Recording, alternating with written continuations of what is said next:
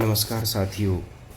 आज हम आपको कुरुक्षेत्र धर्म क्षेत्र की पवित्र भूमि पर कुरुक्षेत्र से 3 किलोमीटर दूर अमीन गांव के दर्शन करवा रहे हैं, जो आजकल अभिमन्युपुर के नाम से भी जाना जाता है। यह तीर्थ देव माता अतिथि की तपोस्थली भी है। राजा बलि से पराजित अपने देव पुत्रों को यज्ञ भाग व स्वर्ग दिलाने के लिए यहाँ उन्होंने तपस्या की थी। भगवान सूर्य ने मार्तंड नाम से अतिथि गर्भ से पैदा होने का वचन दिया और भाद्र पक्ष के शुक्ल पक्ष की छठी को इसी अतिथि आश्रम में स्थित कुंड पर मार्तंड सूर्य ने जन्म लिया। तभी से यह पवित्र यहाँ सूर्य कुंड बन गया है। माता अतिथि के इस पराक्रम पुत्रों ने असुरों का विनाश कर और उन्हें देवों को उचित स्थान दिलवाया। इस तीर्थ में स्नान व दान का भी विशेष महत्व है। इसमें जो स्नान करता है वह गर्भवती माताओं को इस तीर्थ में स्नान करने पर वीर पुत्रों की प्राप्ति भी होती है। यह अमीन गांव है। साथियों, कुरुक्षेत्र की जो भूमि है वह अपने आप में ही एक पवित्र भूमि है। यह ऋषि मुनियों की तपोस्थली भी है। देखिए, आज हम आपको इस आश्रम के दर्शन करवाते हैं।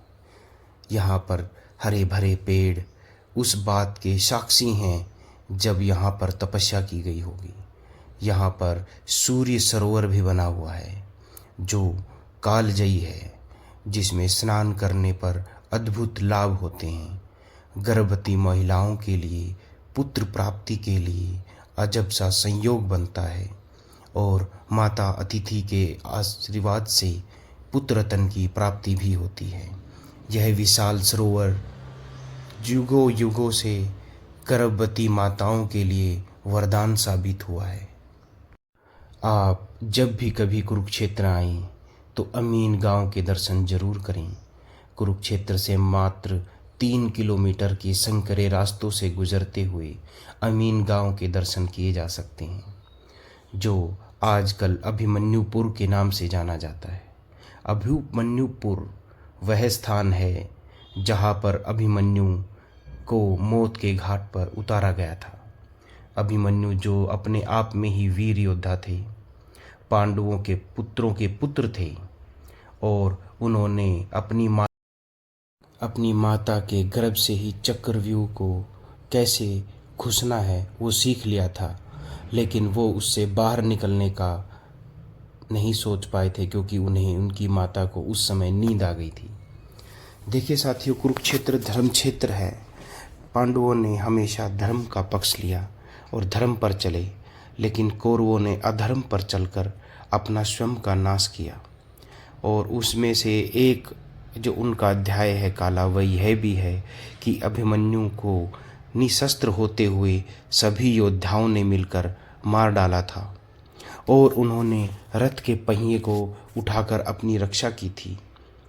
देखिए साथियों, द्रोणाचार्य के द्वारा रचित उस चक्रव्यूह में जब अर्जुन को फंसाने के लिए किया गया था और युधिष्ठिर को फंसाने के लिए किया गया था कि अगर युधिष्ठिर वहाँ पर फंस जाते हैं तो हम उसको गिरफ्तार कर लेंगे और सारा जो है युद्ध का जो मुख है वो बदल जाएगा। लेकिन उन्होंने जो अर्जुन उस चक्रव्यूह को भेदना जानते थे, उनको वहाँ से दूर ले जाया जाता है। दूर ले जाने पर युधिष्ठिर को बंदी बनाने का प्रयास किया जाता है, लेकिन सभी जानते थे कि महाराज युधिष्ठिर अगर बंदी हो जाते हैं तो युद्ध का पासा ही पलट जाएगा। उस समय अभिमन्यु जानते थे कि चक्रव्यूह को कैसे भेदा जाता है। और ये चित्र देखिए, ये सामने अभिमन्यु टीले का दर्शन कराया जा रहा है। यह टीला जिसमें अब लोगों ने अपने कब्ज़ों को बढ़ा लिया है और अपने मकानों को इस पर बसा लिया है। यह अभिमन्यु टीले के नाम से जाना जाता है। और कुरुक्षेत्र तत्वाधान में यहाँ पर एक अभिमन्यु की मूर्ति लगाई गई है और साथ में ही एक चक्रव्यूह का मॉडल भी बनाया गया है, जो दिखाता है कि कैसे चक्रव्यूह था और कैसे अभिमन्यु ने उसको पार किया था। और अंत में उसी चक्रव्यूह के अंदर फंस गए थे और अपनी जान की आहुति भी दे दी थी। देखिए साथियों, जब हम पवित्र चीज़ों का दर्शन करते हैं तो अपने आप में ही एक सीख मिलती है कि धर्म पर चलना चाहिए और कैसे वीर गति को प्राप्त हुए अभिमन्यु हमें बार बार संदेश देता है कि कैसे हम बाधाओं से, समस्याओं से अकेले खड़े होकर लड़ रहे हैं। सामने हमें जाने पर दिखाई देती है अभिमन्यु की मूर्ति, जो साक्षात हमें प्रेरणा स्रोत के रूप में दिखाई देती है। समस्याओं से, बाधाओं से अकेले लड़ते हुए अभिमन्यु का जो स्टैचू है वो बहुत ही सुंदर दिखाई देता है। और तत्वाधान में कुरुक्षेत्र के यहाँ पर एक श्याम पट भी लगाया गया है जिस पर सभी सूचनाएं अंकित की गई हैं कि कैसे चक्रव्यूह को बनाया गया था, कैसे चक्रव्यूह को रचा गया था और किसके लिए रचा गया था। अगर आप यहाँ आते हैं तो इसे ज़रूर पढ़ें। हमने भी इस पवित्र स्थान के दर्शन किए और दर्शन करने के साथ साथ हम इस चक्रव्यूह के अंदर भी जाने का प्रयास किया और आप मानोगे मित्रों, यहाँ जो जाने का अनुभव था वो बहुत ही अच्छा था। वास्तव में ऐसा प्रतीत होता है कि हम भी चक्रव्यूह में फंस गए हैं।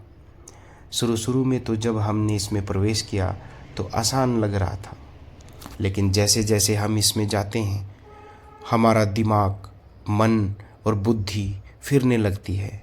हमें कोई रास्ता नहीं सूझता और हम इसमें फंसते चले जाते हैं। देखिए साथियों, आप जानते हैं कि अभिमन्यु की उम्र उस समय बहुत ही छोटी थी, ज़्यादा उम्र नहीं थी, लेकिन वो इस चक्रव्यूह में फंस जाते हैं क्योंकि उन्हें निकलना नहीं आता था। लेकिन उन्होंने इसका अपनी वीरता से इस पे दुश्मनों का सामना किया। यही सीख हमें देती है कि मुसीबतों में हमें डटकर खड़े रहना चाहिए और कुरुक्षेत्र की भूमि के पवित्र दर्शन करते हुए हमें यही सीख लेनी चाहिए और इन्हीं योद्धाओं से सीख लेनी चाहिए जो हमें दिखाते हैं कि अधर्म और धर्म का रास्ता कौन सा है। और हमें धर्म पर चलकर अपने आप को नहीं बल्कि हमारे अगले जन्म को भी सुधारना पड़ता है। हम इन शिक्षाओं को, इन प्रेरणा स्रोत से और इन पवित्र आत्माओं के योग से वहाँ की जन्मभूमि, वहाँ की जो भूमि है, उनकी मिट्टी को माथे पर लगाकर यह कसम खा सकते हैं, यह प्रेरणा ले सकते हैं कि हमें अपने जीवन में क्या करना है। चक्रव्यूह में साथ चलते चलते इस आशा के साथ